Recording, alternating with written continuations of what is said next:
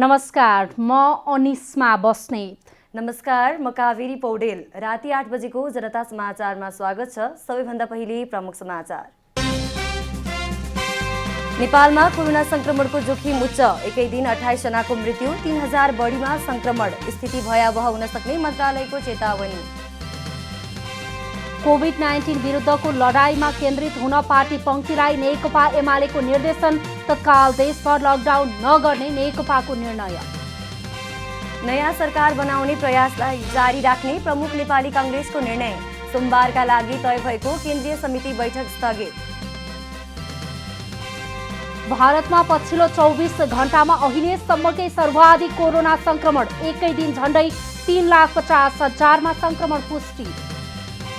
र Nepal super league फुटबलमा लुम्बिनी र विराटनगरको विजयी सुरुवात, लुम्बिनीद्वारा पोखरा र विराटनगरद्वारा धनगढी पराजित।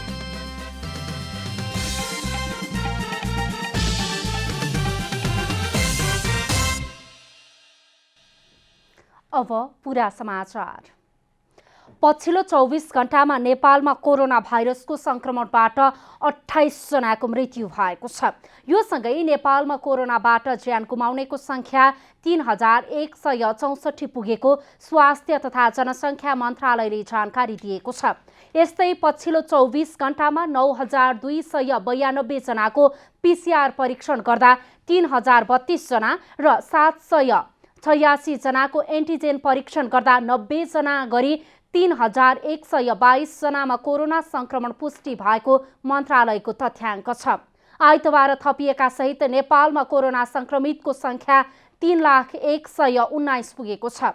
संक्रमित मध्ये 1098 जना काठमाडौँ उपत्यकाका रहेका छन्। अहिले नेपालमा 19,382 जना सक्रिय संक्रमित रहेका छन्। यस्तै थप 450 जना निको भएसँगै संक्रमण मुक्त हुनेको संख्या 2,77,573 पुगेको छ। बढ्दो कोरोना संक्रमणलाई रोक्न देशैभर विभिन्न मापदण्ड लागू गर्दै सचेत रहन सरकारले आग्रह गरेको छ। स्वास्थ्य तथा जनसङ्ख्या मन्त्रालयले आइतबार एक सूचना मार्फत सबैलाई पालना गर्नुपर्ने स्वास्थ्य मापदण्ड लागू गर्न आग्रह गर्दै सचेत गराएको हो। कोरोना संक्रमणका कारण छिमेकी देशहरूमा स्वास्थ्य सेवा प्रभाव प्रणाली समेत तहस नहस पारी नियमित स्वास्थ्य सेवा उपलब्ध गराउन र संक्रमितहरूलाई अस्पतालमा राखेर हेरचाह गर्न नसकिएको घटनालाई औल्याउँदै सरकारले विभिन्न मापदण्ड लागू गर्न आग्रह गरेको छ। महामारीले हाम्रै देशका विभिन्न स्थानहरूमा समेत उस्तै किसिमका दुःखद अवस्था आइसकेको देख्दा देख्दै पनि हामी सबैले संक्रमण रोकथाम गर्न सक्ने भूमिकाहरूको निर्वाह नगरेको सूचनामा उल्लेख गरिएको छ। संक्रमणको चक्रलाई रोक्न नसकिए र यही गतिमा फैलिँदै गएमा केही दिनमै अस्पतालमा बिरामी राख्ने ठाउँसम्म नहुने मन्त्रालयले जनाएको छ। त्यसैगरी सार्वजनिक स्थलमा कार्यक्रमहरू नगर्न, नगराउन र सहभागी नहुन आग्रह गर्दै सरकारले सञ्चारकर्मीहरूलाई अझ बढी संवेदनशील हुन विशेष आग्रह गरेको छ। सांसदहरूले बजेट रकमान्तर गरेर भए पनि कोभिड-19 संक्रमणको रोकथाम, नियन्त्रण र उपचारमा खर्च गर्न सरकारसँग माग गरेका छन्। सम्पन्न मानिसले निजी अस्पतालमा उपचार गराएर बाँचिरहेको तर गरिब मानिसले उपचार नै पाउन नसक्ने स्थिति रहेको सांसदहरूको भनाइ छ। राज्य व्यवस्था तथा सुशासन समितिको आइतबारको बैठकमा सहभागी सांसदहरूले बजेट रकमान्तर गरेर भए पनि नागरिकको जीवन रक्षा गर्न माग गरेका छन्। नेपाली कांग्रेसका सांसद मोहन प्रसाद पाण्डेले खर्च हुन नसकेको बजेटलाई रकमान्तर गरेर भए पनि नागरिकको जीवन रक्षाका लागि स्वास्थ्य क्षेत्रमा खर्च गर्न माग गर्नुभयो। सम्पन्न व्यक्तिले निजी अस्पतालमा उपचार गराएर बाँचिरहेको तर गरिबले उपचार नै नपाउने स्थिति रहेको बताउनुभयो। राज्यले अहिले विभिन्न क्षेत्रमा बजेट रकमान्तर गरिरहेको तर त्यस्तो पैसा कोभिड रोकथाम, नियन्त्रण तथा उपचारका लागि किन खर्च नगरेको भन्दै प्रश्न गर्नुभयो। सम्पन्न मान्छे प्राइभेट ट्रिटमेन्ट गरेर राम्रो हस्पिटलमा पुगेको कारणले बाँचेको होला, लाखौं लाख पैसा तिरेर। पोर मान्छेको ट्रिटमेन्टको व्यवस्था छैन, हामीले बुझेका छौँ। नेकपा माओवादी केन्द्रका सांसद महेश्वर जङ गहतराजले तराईका जिल्लाहरूमा भयावह स्थिति आइसकेको बताउनुभयो।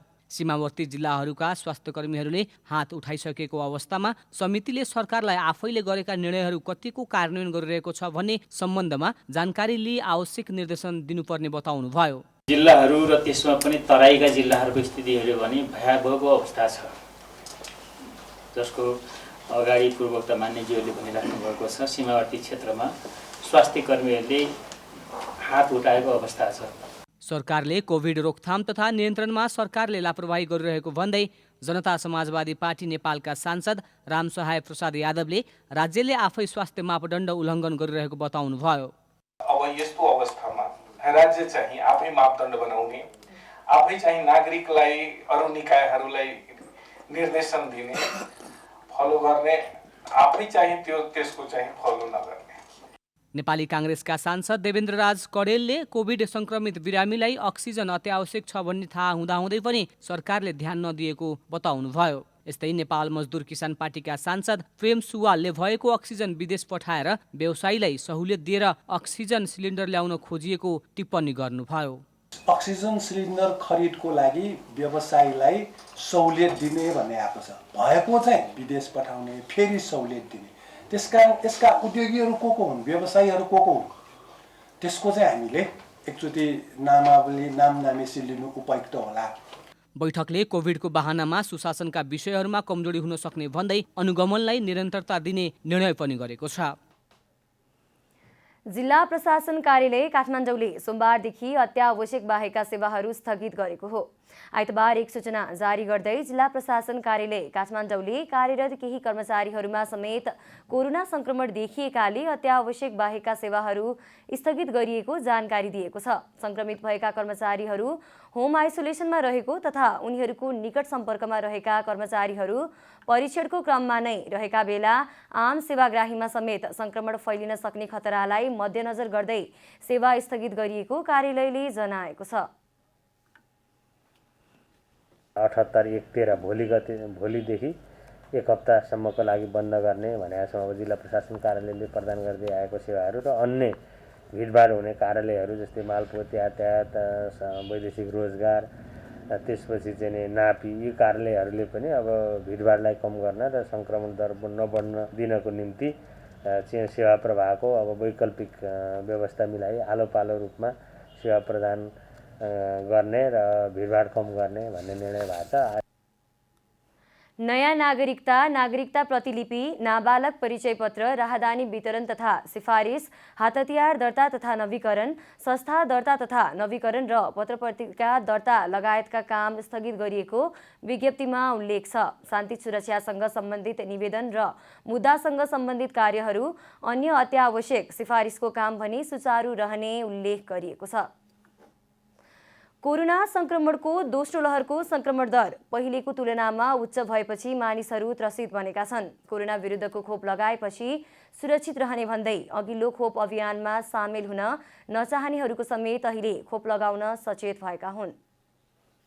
कोरोना भाइरस विरुद्धको चिनिया खोप भेरोसेलको दोस्रो लट आइतबारदेखि विभिन्न अस्पतालबाट सर्वसाधारणलाई दिन सुरु गरिएको छ। 18 देखि 59 वर्ष उमेर समूहमा पर्नेहरूलाई खोप लगाउनका लागि उपत्यकामा विभिन्न 6वटा केन्द्र समेत तय गरिएको छ। दोस्रो चरणको कोरोना संक्रमण दर र मृत्युदर समेत उच्च भएपछि अहिले मानिसहरू अस्पताल परिसरमा दिनभर जसो लाइन लागेर पनि खोप लगाएका छन्। कति लाइन चाहिँ हामीलाई असाध्यै धेरै, किनभने अहिले हामीले खाना पनि खाएको छैन। 5 घन्टापछि मैले अहिले लगाएँ। कतिचोटि त त्यहाँ रिङटै लगाए जस्तो पनि फिल भयो होइन। जे होस्, अब यति गरेर पनि लाउन पाइयो त्यसमै खुसी छु। मलाई लाउनु पर्ने विश्वास छ। लाएर यसले बेफाइदा केही हुँदैन, फाइदै हुन्छ, त्यसकारण लाएको राम्रो सबैजनाले। यसअघि चलाइएको खोप अभियानमा समेत सामेल नभएकाहरू खोप लगाउन सचेत बनेका हुन्। सबैजनालाई चाहिँ म के भन्छु भने म पनि दुईपल्ट चाहिँ म पनि भ्याक्सिन लगाउँदैन भनेर बसेको थिएँ। म पनि कोभिडको पेसेन्ट हो।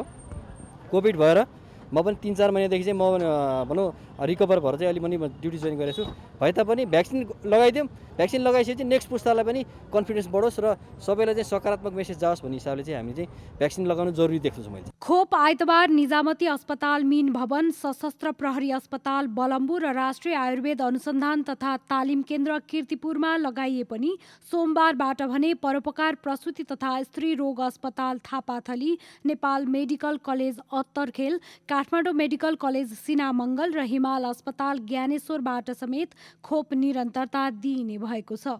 खोपले आत्मबल बढाउनुका साथै रोगसँग लड्न प्रतिरोधात्मक क्षमता वृद्धि गर्ने भन्दै सम्पूर्णलाई खोप लगाउन खोप केन्द्रमा खटिएका सुपरिवेक्षकहरूको आग्रह रहेको छ। मान्छेलाई अहिले के भइरहेछ भने सकेसम्म भ्याक्सिन लगाउँ, जुन भए पनि भ्याक्सिन लगाउँ भइरहेछ अनि त्यसैले आइरहेका छन् मान्छे। पहिलो डोज भयो नि पाऊँ भनेर, अहिले त इन्डियन कोभिसिल्ड त दिइरहेको छैन त फर्स्ट डोज, अब जुन भए पनि अब हामी सेक्योर हौँ, प्रिभेन्ट हौँ भनेर आइरहेको छन्। गत चैत 25 गतेदेखि वैशाख 5 गतेसम्म पहिलो लटमा 40 देखि 59 उमेर समूहका लागि लगाइएको भेरोसेल खोप अभियानमा न्यून उपस्थिति भएपछि पुनः दोस्रो लट सञ्चालन गरिएको हो। चीन सरकारले उपलब्ध गराएको 8 लाख डोज खोप मध्ये पहिलो डोज 4 लाख व्यक्तिलाई लगाउने सरकारको लक्ष्य रहेको छ। क्यामेरामा जयराज थपलियाका साथ रूपा घिमिरेको रिपोर्ट। नेकपा एमाले कोभिड-19 विरुद्धको लडाईँमा केन्द्रित हुन सिङ्गो पार्टी पंक्तिलाई निर्देशन दिएको छ। तत्काल देशभर लकडाउन नहुने नेकपाको निर्णय छ। आइतबार प्रधानमन्त्री निवास बालुवाटारमा बसेको नेकपा एमाले महाधिवेशन आयोजक कमिटीको बैठकले कोभिड-19 को संक्रमण बढिरहेको भन्दै यस विरुद्धको लडाईँमा सिङ्गो पार्टी पंक्तिलाई परिचालित हुन निर्देशन दिएको छ। बैठकमा प्रधानमन्त्री एवं पार्टी अध्यक्ष केपी शर्मा ओलीले पार्टीका सबै कमिटीहरूलाई कोभिड-19 विरुद्धको लडाईँमा क्वारेन्टिनहरूको निर्माण गर्न, हेल्प डेस्क सञ्चालन गर्न, गाउँ गाउँमा जागरण अभियान सञ्चालन गर्न, बिरामीलाई अस्पतालसम्म पुर्याउन सहयोग गर्न, स्थानीय तह र जिल्ला स्थित कोभिड-19 सङ्कट व्यवस्थापन केन्द्रसँग मिलेर अभियान चलाउन निर्देशन दिनुभएको पार्टी प्रवक्ता प्रदीप गेवालीले जानकारी दिनुभयो। विदेशबाट आएका या संक्रमणको सम्भाव्य जोखिममा रहेका साथीहरूलाई क्वारेन्टाइनमा राख्ने, त्यस्तो क्वारेन्टाइनहरू बनाउनुको निम्ति स्थानीय तहसँग समन्वय गर्ने, गाउँ गाउँमा जागरण अभियानहरू सञ्चालन गर्ने, कोही बिमारीहरू हुनुभयो भने उहाँहरूलाई नजिक हस्पिटलसम्म पुर्याउनका निम्ति मद्दत गर्ने र यसमा चाहिँ स्थानीय तह र जिल्लाको कोभिड क्राइसिस म्यानेजमेन्ट सेन्टरसँग मिलेर चाहिँ एउटा म्यासिभ अभियान चलाउन सिङ्गो पंक्तिलाई चाहिँ परिचालित हुनको निम्ति विशेष निर्देशन दिने प्रयोजनका लागि आजको बैठक आयोजना गरिएको थियो। प्रवक्ता ग्यावालीले सरकारका विरुद्ध आफ्नै पार्टीभित्रबाट अविश्वास आउन सक्ने बारे आइतबारको बैठकमा छलफल भएको तर त्यसबारे कुनै निर्णय भने नभएको बताउनुभयो। अहिले अविश्वासको प्रस्ताव ल्याउने कोसिसहरू पनि भइरहेको छ। प्रतिपक्षले ल्याउने कुरा त धेरै ठुलो कुरा भएन, तर कर्णालीको जस्तै विभिन्न ठाउँमा फ्लोर क्रसहरू गराउन पनि प्रयासहरू हुँदै गरेका त्यस्ता प्रयासहरू पनि छन्। तिनीहरूको बारेमा हामीले आवश्यक जानकारीहरू लिइरहेका छौँ। आवश्यक निर्णयहरू पछाडि उपयुक्त समयमा गरिनेछ। प्रवक्ता ग्यावालीले तत्काल देशभर लकडाउन नहुने पनि बताउनुभयो। सरकारको प्रयास स्वास्थ्य मापदण्ड पालना गराउनुमा नै रहेको उहाँले बताउनुभयो। अर्थतन्त्र र जनजीविकामा प्रभाव पर्न सक्ने भएकाले तत्काल देशव्यापी रूपमा लकडाउन नगर्ने तर हट स्पटहरूमा पनि लकडाउन हुन सक्ने जानकारी दिनुभयो। अहिले तत्काल हामी नेसन वाइड लकडाउन चाहिँ हामी गर्दैनौँ। अब भर्खर अर्थतन्त्र तङ्ग्रिन थालेको हुनाले सकभर अर्थतन्त्रमा मान्छेको जीविकामा प्रतिकूल प्रभाव नपरोस् भन्ने सरकारको चाहना छ। त्यसो भएको हुनाले हट स्पटहरूमा पार्सली लकडाउनहरू हुनसक्छ, तर त्यो लोकल मात्रै। नेसन वाइड लकडाउन हामी तत्काल चाहिँ गर्दैनौँ। बैठकबाट स्पष्टीकरण सोधिएका एमाले नेताहरूलाई कारबाही गर्ने आकलन गरिएको भए पनि त्यसका बारेमा कुनै औपचारिक निर्णय नभएको ग्यावालीले जानकारी दिनुभयो। क्यामेरामा जयराज थप्पलिएका साथ विकास पौडेल, काठमाडौँ। प्रमुख प्रतिपक्षी दल नेपाली कांग्रेसले केपी शर्मा ओली नेतृत्वको सरकार ढालेर नयाँ सरकार बनाउने प्रयासलाई जारी राख्ने भएको छ। आइतबार कांग्रेस सभापति शेरबहादुर देउवाको निवास बुढानीलकण्ठमा बसेको पदाधिकारी तथा पूर्व पदाधिकारीको बैठकले ओली सरकारको विकल्प खोज्न पार्टीले गर्दै आएको प्रयासलाई जारी राख्ने निर्णय भएको नेता अर्जुन नरसिंह केसीले जानकारी दिनुभयो। बैठकमा ओली सरकारको विकल्प दिनका लागि कांग्रेसको नेतृत्वमा हुँदै आएको पहल र छलफल सकारात्मक दिशातिर अघि बढेको निष्कर्ष समेत निकालिएको छ। कांग्रेसले नयाँ सरकार गठनका लागि पहल गर्ने निर्णय लिएपछि माओवादी सहितका दलहरूसँग संवाद गर्दै आएको छ। सोही अनुसार पटक पटक माओवादी केन्द्रका अध्यक्ष पुष्पकमल दाहाल र जसपासँग पनि छलफल भएको छ। कांग्रेसले ओली विरुद्ध अविश्वास प्रस्ताव ल्याउनका लागि हस्ताक्षर अभियान समेत चलाएको छ। बैठकमा अन्य पार्टीबाट कांग्रेस प्रवेश गर्नेहरूको उचित व्यवस्थापन गर्ने, विदेशमा रहेका पार्टीको महाधिवेशनका मतदातालाई अब समावेश नगर्ने लगायतका विषयमा पनि छलफल भएको बताइएको छ। यस्तै पदाधिकारी बैठकले सोमबारका लागि तय भएको केन्द्रीय समिति बैठक स्थगित गरेको छ। सोमबार केन्द्रीय सदस्यहरूको कोभिड परीक्षण गर्ने र मंगलबार बैठक बस्ने नेता केसीले जानकारी दिनुभयो। प्रदेश नम्बर 2 को राजधानी र नामाकरणको विषयमा पुनः विवाद हुने देखिएको छ। राजधानीको विषयमा शुक्रबार प्रदेश सभामा प्रस्ताव टेबल भए पनि नामका लागि भने वैशाख 14 गते टेबल हुनेछ। प्रदेश 2 को राजधानीका लागि सबै दलको एकै मत रहे पनि प्रदेशको नामाकरणमा जसपा र माओवादीको एकमत रहेको छ भने एमाले र कांग्रेसले फरक फरक प्रस्ताव पेश गरिसकेको छ। नामाकरणको विषयमा जसपा र माओवादीले मधेस, कांग्रेसले मिथिला भोजपुरा, एमाले जानकी र एमालेको माधव नेपाल पक्षले जनक प्रस्ताव गरेको छ। जनकपुर धामको माननीय परमेश्वर शाहजीको हो प्रस्ताव एउटा, त्यसपछि अर्को माननीय भरत शाहजीको हुनुहुन्छ, त्यसपछि अर्को माननीय रविन्द्र बैठाको हुनुहुन्छ प्रस्ताव छ, त्यसपछि माननीय उपेन्द्र प्रसाद कुशवाहाको छ, त्यसपछि अर्को माननीयजी हाम्रो शारदा थापाको छ, अर्को त्यसपछि राजेश्वर प्रसाद शाहको र एउटा सिंहासन शाह कलरको गरी जम्मा 7वटा प्रस्ताव छ। नामको विषयमा यसअघि पनि यस्तै प्रस्ताव आएपछि राजधानी र नामको टुङ्गो लाग्न सकेको थिएन। यसपालि पनि एकमत भएर नगए प्रदेश 2 ले नाम पाउने सम्भावना न्यून रहेको छ। नेपाली कांग्रेसका संसदीय दलका नेता रामसरोज यादवले मिथिला भोजपुरा नामले मिथिला र भोजपुरी संस्कृतिलाई उजागर गर्ने भएकाले प्रदेश 2 को हकमा उत्कृष्ट नाम रहेको दावी गर्नुभयो। मधेस मिथिला प्रदेश राखौँ, चाहे मिथिला मधेस प्रदेश राखौँ, नेकपाका साथीले मिथिला भोजपुरा मधेस प्रदेश उहाँहरूको आएको थियो, 3-4वटा अप्सन आयो। उहाँहरूले मधेसीबारको मान्नै सक्दैन भनेर भन्नुभएको छ। अर्को अब मिथिलासँग के एलर्जी छ। यता जसपा नेपालका संसदीय दलका नेता परमेश्वर शाहका अनुसार मधेस शब्द पहिचानसँग जोडिएकाले मधेस शब्दको विकल्प नरहेको तर्क गर्नुहुन्छ। मधेस उहाँहरू पनि चाहना हो, तर केही राजनीति गर्नलाई, केही नेताको पर्सनल स्वार्थमा त्यो कुराहरू आइरहेको छ।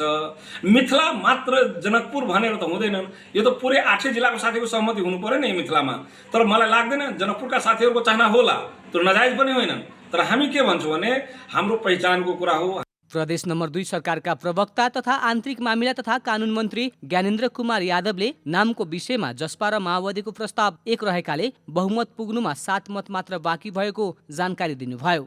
माओवादी र जसपा मिलेर पुग्दैन, लगभग 6-7वटा मत चाहिँ कम हुन्छ हामीलाई। नेकपा एमाले जुन किसिमको एउटा संकेत दियो त्यसबाट एउटा आशा हामीलाई पलाएछ। उनीहरूले के भन्यो कि तपाईहरू नाम र राजधानी अगाडि सार्नुहोस्, हामीसँग समन्वय सहकार्य गर्नुहोस्, हामीहरू पनि तपाईहरूलाई सहयोग गर्न तयार छौँ। एकातिर अन्य प्रदेशले नाम टुङ्ग्याइसकेको र प्रदेश 2 सरकारले आफ्नो 3 वर्ष कार्यकालमा नाम र राजधानीको विषय टुङ्ग्याउन नसकेपछि यस वर्ष प्रतिष्ठाको विषय समेत बनेको छ। धनुषाबाट प्रमोद कुमार शाहको रिपोर्ट। राष्ट्रिय पुनर्निर्माण प्राधिकरणले भूकम्प पछिको पुनर्निर्माणको क्रममा अब चाँडोभन्दा चाँडो निजी आवास क्षेत्रको काम सक्ने जनाएको छ। समय सकिन करिब 7 महिना मात्रै भएकाले निजी आवासको काम टुङ्ग्याउने कुरामा प्राधिकरण लागि परेको छ। भूकम्प पछिको पुनर्निर्माण र त्यसबाट उत्थानशील समाज निर्माणमा पुगेको योगदान विषयक अन्तर्क्रियाका सहभागीले अब प्राधिकरणले चाँडोभन्दा चाँडो भूकम्पले भत्काएका घर, विद्यालय, मठ मन्दिर, स्वास्थ्य चौकी आदिको पुनर्निर्माणमा आफ्नो योजना अघि सार्नुपर्ने बताएका छन्। सरकारले पुनर्निर्माणलाई सफल परियोजनाका रूपमा व्याख्या गर्दै आए पनि यसले विपन्न परिवारका लागि ऋणको ठूलो भारी पनि बोकाएको गाउँपालिका महासंघका अध्यक्ष होम नारायण श्रेष्ठले बताउनुभयो। सरकारले दिएको अनुदान रकमले घर निर्माणको सबै लागत धान्न नसक्ने हुँदा विपन्न परिवारले साहुसँग महँगोमा ऋण लिएर घर निर्माण गरेको महासंघ अध्यक्ष श्रेष्ठले बताउनुभयो। ऋण तिर्न सहयोग सरकारले गर्नुपर्ने उहाँको भनाइ छ। माथि कतैबाट तोकेर पठाएको चाहिँ अर्कोको निम्ति तालिम लिइदिएको जस्तो पनि कतै कतै हुँदो रहेछ। किटान गरेर पठाएको चाहिँ यो सरकारको कार्यक्रम भने जस्तो हुँदो रहेछ। वास्तवमा नेपाल सरकारले नेपाली जनताबाट सङ्कलित स्रोतलाई उसैको आय आर्जन उसैको जीवनस्तर वृद्धिको निम्ति गरेका कार्यक्रमहरू उसले उसको छनौटबाट आएको भन्ने महसुस गराउन नपाउँदा जति त्यो लगानीबाट उपलब्धि गराउन सकिन्थ्यो त्यसमा हामीले अझ धेरै त्यो सकिने जति सकिएन। अहिले जति उपलब्धि हासिल गरेको छौँ त्योभन्दा हामी धेरै उपलब्धि हासिल गर्न सक्छौँ। नेपाल जस्तो स्रोत साधन कमजोर भएको मुलुकले 6 वर्षमै पुनर्निर्माण अन्तिम चरणमा पुर्याउनु संसारकै लागि नमुना सरह भएको प्राधिकरणका कार्यकारी अधिकृत सुशील गेवालीले बताउनुभयो। निजी आवास निर्माण सम्पन्न भइसक्ने उहाँले बताउनुभयो। विकसित मुलुकको दाँजोमा सीमित जनशक्ति, स्रोत साधन तथा जटिल भूगोलका बावजुद पुनर्निर्माणको काम टुङ्गोमा पुग्न लाग्नु सन्तोषको विषय भएको उहाँको भनाइ छ। राष्ट्रिय पुनर्प्राधिकरणको अहिले रहेको अवधिभित्रमा पुनर्निर्माणका बाँकी कामहरूलाई सम्पादन गर्ने कुरा प्राधिकरण आफैले सम्पादन गर्नुपर्ने कामहरूलाई कसरी गर्ने, त्यसलाई कसरी टुङ्गो लगाउने सम्बन्धित एउटा कार्ययोजना हामीले बनाएका छौँ। अस्ति स्टेटिङ कमिटीहरू पाइहरू पनि भएको छ। त्यसमा कमिटेड भएर लाग्ने र त्यसलाई अन्तिम टुङ्गोमा पुर्याउने। विशेष गरेर निजी आवासको कामलाई हामीले यो आर्थिक वर्षमा चाहिँ मूलभूत रूपमा टुङ्गो लगाउनुपर्छ। यदि जोखिम तहमा रहेका के कुराहरू चाहिँ इस्यु रह्यो भने त्यसलाई आगामी वर्षमा हामी सम्पूर्ण रूपमा क्लोजै गर्नुपर्छ। यदि निजी आवासको काम यो टोटल हाउसिङको प्रोग्राम सरकारका अर्को कुनै पनि निकायहरूले चाहिँ पार लगाएर तत्काल यस्तो खालको मेकानिजम नबिग्रिन जाने कुरा चाहिँ जटिल छ। प्राधिकरणको तथ्याङ्क अनुसार निजी आवासको पुनर्निर्माणमा 93% उपलब्धि हासिल भएको छ। भूकम्पले क्षतिग्रस्त 920 सम्पदा मध्ये 493 को पुनर्निर्माण सम्पन्न भएको छ। धेरै चर्चा गरिएका रानी पोखरी, धरहरा, प्रधानमन्त्री कार्यालयको पुनर्निर्माण सकिएको छ भने 131 वटा सम्पदा निर्माणाधीन अवस्थामा छन्। क्यामेरामा जेपी श्रेष्ठका साथ कमला हमाल, काठमाडौँ। अतिरिक्त सेवा सुविधा नदिएको तथा दुर्गम क्षेत्र निर्धारण गरी प्रोत्साहनको लागि मापदण्ड बनाइदिने सरकारको आश्वासन कार्यान्वयन नगरिएको भन्दै राष्ट्रिय पुनर्निर्माण प्राधिकरणका प्राविधिकहरू आन्दोलित भएका छन्। आइतबार पत्रकार सम्मेलन गरी प्राविधिकहरूले सेवा प्रवेश गर्दा नै उपलब्ध गराउने भनिएको अतिरिक्त सुविधा उपलब्ध नगराइएको, प्रोत्साहनको लागि मापदण्ड नबनाइएको र यसअघि गरिएका सहमति कार्यान्वयन नगरिएको भन्दै आन्दोलनका कार्यक्रम घोषणा गरेका हुन्। यसअघि गत चैत 30 गते प्राधिकरणलाई 2 बुँदे माग राखी 12 दिने अल्टिमेटम दिएको भए पनि प्राधिकरणले बेवास्ता गरेको प्राविधिकहरूको भनाइ छ। प्राविधिकहरूले वैशाख 18 गते सम्पूर्ण प्राविधिकहरू औपचारिक कार्यक्रम मार्फत राजीनामा दिने घोषणा समेत गरेका छन्। दुःखका साथ बाध्य भएर चरणबद्ध आन्दोलन पस्किँदै गर्दाखेरि चैत्र 30 गते 12 दिने अल्टिमेटम प्रति कुनै सुनवाई नभइसकेपछि 12 दिने अल्टिमेटम पश्चातको हाम्रो चरणबद्ध आन्दोलन घोषणा गर्ने भनी प्रतिबद्धता स्वरूप आज हामी यो कदम उठाउन बाध्य भएका छौँ। भोलि वैशाख 13 गते र वैशाख 14 गते हामीले हाम्रो सम्पूर्ण कार्यक्षेत्रमा कालो पट्टी लगाएर काम गर्नेछौँ। सम्बन्धित पक्षले वार्ताको आह्वान गरेमा अध्यक्ष अमरको संयोजकत्वमा 11 सदस्यीय वार्ता समिति गठन गरिएको पनि जानकारी दिएको छ।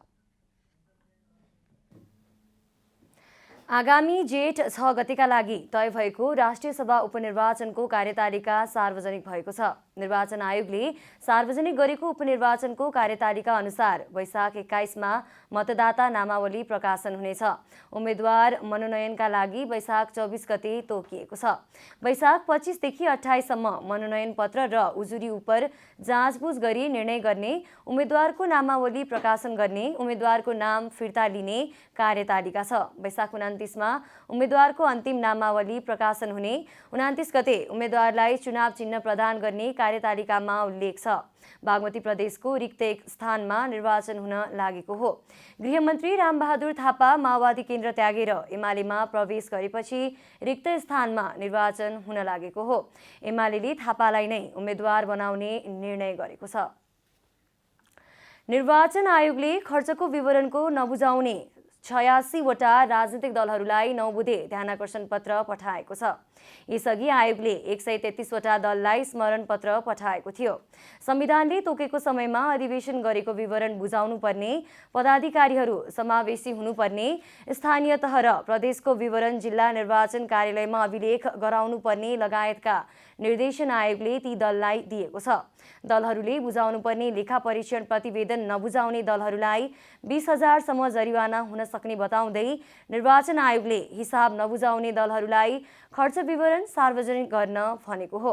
3 वर्षसम्म खर्च विवरण नबुझाउने दलहरूलाई 50,000 रुपैयाँसम्म जरिवाना हुने आयोगले बताएको छ। पार्टीको नाम, झण्डा, चिन्ह परिवर्तन भएको भए 30 दिनभित्र जानकारी गराउन आयोगले ताकेता गरेको छ। आयोगको निर्देशन उल्लङ्घन गर्ने दलहरूको दर्ता समेत खारेज गरिने आयोगका प्रवक्ता राजकुमार श्रेष्ठले बताउनु भएको छ। नेपाल मधेसी निजामती कर्मचारी मञ्चले प्रदेश नम्बर 2 सरकारलाई आफ्नो माग पूरा गर्न 24 घण्टे अल्टिमेटम दिएको छ। कर्मचारी मञ्चले प्रदेश सरकारलाई 2 बुँदे माग अघि सार्दै 24 घण्टे अल्टिमेटम दिएको हो। तोकिएको समयसीमाभित्र माग पूरा नभए यसबाट उत्पन्न हुने सम्पूर्ण परिणामको जिम्मेवारी प्रदेश सरकार नै हुने चेतावनी समेत मञ्चले दिएको छ। संघीयता कार्यान्वयनको ठोस पहल कदमीको रूपमा लिएको प्रदेश निजामती सेवा ऐनले कर्मचारीमाथि अन्याय गरेको मञ्चको आरोप छ।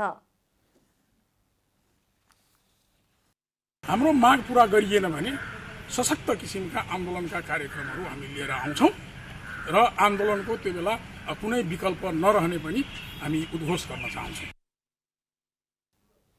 मञ्चले मुख्यमन्त्री तथा मन्त्री परिषदको कार्यालय जनकपुर धामबाट 2077 चैतमा गरिएको सरुवाको तत्काल बदर गर्न माग गरेको छ। कर्मचारीको सरुवा सम्बन्धी मापदण्ड तोकेको छ।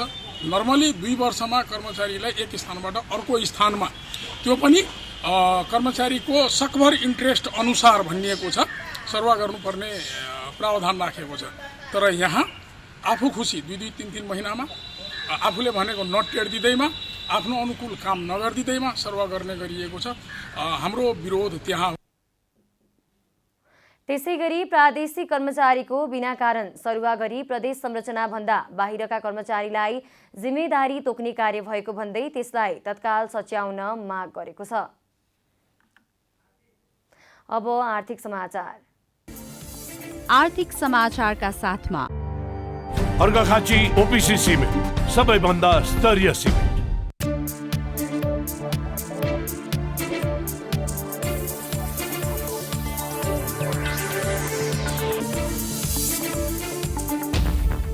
नेपाल उद्योग वाणिज्य महासङ्घले कोभिडबाट प्रभावित उद्योग व्यवसायलाई दिँदै आएको ब्याङ्किङ सुविधा 2 वर्ष थप्न माग गरेको छ। महासङ्घले आइतबार गरेको पूर्व बजेट सम्बन्धी छलफलमा कोभिडबाट प्रभावित लघु, घरेलु तथा साना उद्योग, पर्यटन, मनोरञ्जन, सार्वजनिक यातायात, चलचित्र उद्योग, हस्तकला, तयारी पोसाक, कपडा, निजी विद्यालय, ब्युटी पार्लर, हेल्थ सेन्टर, सञ्चारगृह, निर्माणाधीन जलविद्युत आयोजना, निर्यातजन्य उद्योग, विज्ञापन सेवा, वैदेशिक रोजगार लगायतका व्यवसायलाई सरकारले घोषणा गरेको ब्याङ्किङ सुविधा कम्तीमा 2 वर्ष थप्न माग गरेको हो। महासङ्घले कर्जाको पुनर्तालिकीकरण र पुनर्संरचनाको अवधि समेत 1 वर्ष थप गर्न माग गरेको छ। लघु, घरेलु र साना व्यवसायीलाई व्यवसाय निरन्तरता कर्जा लिन कठिन भइरहेको अवस्थामा प्रक्रिया सरलीकरण गरी 1 वर्ष समेत थप गर्नुपर्ने महासङ्घले माग गरेको छ।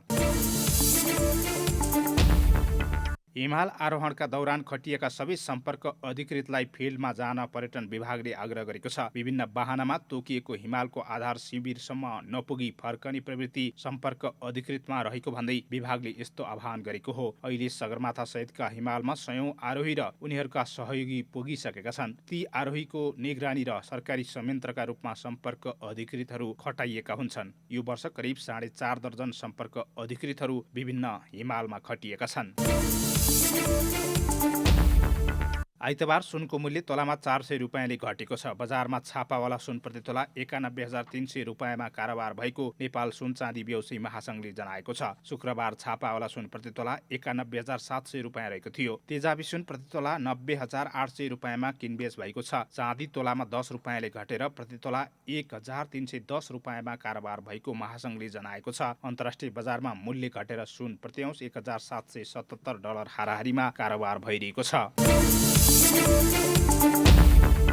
शेयर बजार परिसूचक नेप्सेमा एकै दिन 86 अङ्कको पहिरो गएको छ। नेप्से 75.79 अङ्कले घटेर 2572.22 अङ्कमा आइपुगेको हो। बजारमा क वर्गका परिसूचकको मापन गर्ने सेन्सिटिभ इन्डेक्स 12.56 अङ्कले घटेको छ। बजारमा कारोबारमा आएका सबै समूहको परिसूचकमा गिरावट आएको छ। आइतबार 215 कम्पनीका 1,46,90,720 किता शेयर 1,04,040 पटक खरिद बिक्री हुँदा 7 अर्ब 28 करोड रुपियाँ बराबरको कारोबार भएको छ। अब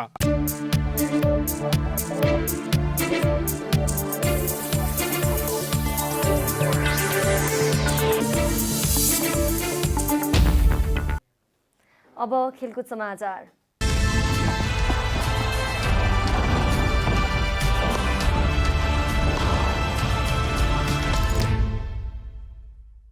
पहिलो संस्करणको नेपाल सुपर लिग एनएसएल फुटबलमा बुटबल लुम्बिनीले विजय सुरुवात गरेको छ।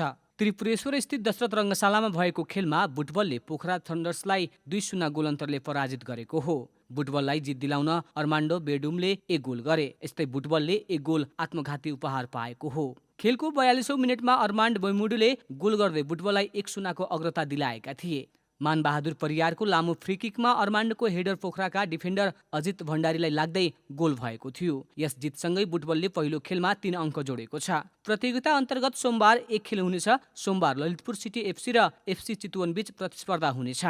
त्यसैगरी आइतबारको पहिलो खेलमा विराटनगर पनि शानदार जित निकालेको छ। आइतबार भएको आफ्नो पहिलो खेलमा विराटनगरले धनगढी एफसी माथि 3-0 को शानदार जित निकालेको हो। त्रिपुरेश्वर स्थित दशरथ रङ्गशालामा विराटनगरलाई जित दिलाउन विक्रम धिमाल, एडिलाजा सोमिडे र सन्तोष तामाङले 1-1 गोल गरे। विराटनगरले पहिलो हाफमा 1 र दोस्रो हाफमा 2 गोल गरेको थियो।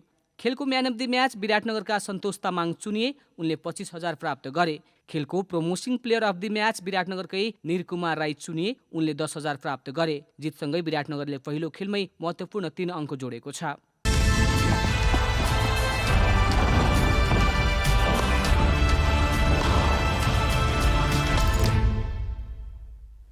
अब मौसम समाचार।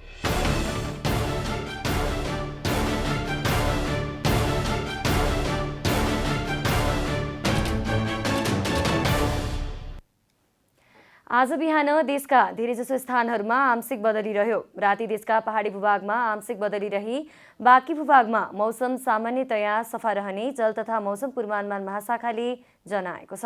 अब देशभरका विभिन्न स्थानका मौसम सम्बन्धी थप विवरण।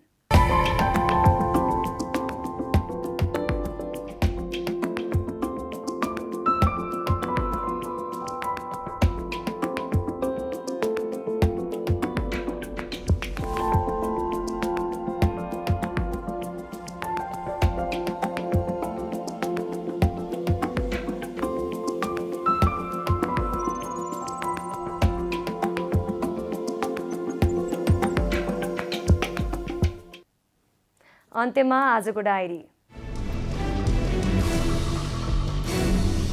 पछिल्लो 24 घण्टामा नेपालमा कोरोना भाइरसको संक्रमणबाट 28 जनाको मृत्यु भएको छ। यो सँगै नेपालमा कोरोनाबाट ज्यान गुमाउनेको संख्या 3164 पुगेको स्वास्थ्य तथा जनसङ्ख्या मन्त्रालयले जनाएको छ। यस्तै थप 450 जना निको भएसँगै संक्रमण मुक्त हुनेको संख्या 2,77,573 पुगेको छ। सांसदहरूले बजेट रकमान्तर गरेर भए पनि कोभिड संक्रमणको रोकथाम, नियन्त्रण र उपचारमा खर्च गर्न सरकारसँग माग गरेका छन्। सम्पन्न मानिसले निजी अस्पतालमा उपचार गराएर बाँचिरहेको तर गरिब मानिसले उपचार नै पाउन नसक्ने स्थिति रहेको सांसदहरूको भनाइ छ। शेयर बजार परिसूचक नेप्सेमा एकै दिन 86 अङ्कको गिरावट आएको छ। नेप्से 75.79 अङ्कले घटेर 2,572.22 अङ्कमा आइपुगेको छ। आइतबार 215 कम्पनीका 1,46,90,720 किता शेयर 1,04,040 पटक खरिद बिक्री हुँदा 7 अर्ब 28 करोड रुपैयाँ बराबरको कारोबार भएको छ। इराकको राजधानी बगदाद स्थित इबन अल खातिब अस्पतालको कोरोना भाइरस सघन उपचार कक्षमा भएको आगलागीमा परेर कम्तीमा 82 जनाको मृत्यु भएको छ। स्वास्थ्य अधिकारीहरूका अनुसार अक्सिजन सिलिन्डर विस्फोटबाट आगलागी सुरु भएको थियो। विराटनगर एफसीले पहिलो संस्करणको नेपाल सुपर लिग फुटबलमा शानदार जित निकालेको छ। आइतबार भएको आफ्नो पहिलो खेलमा विराटनगरले धनगढी एफसीमाथि 3-0 को शानदार जित निकालेको हो।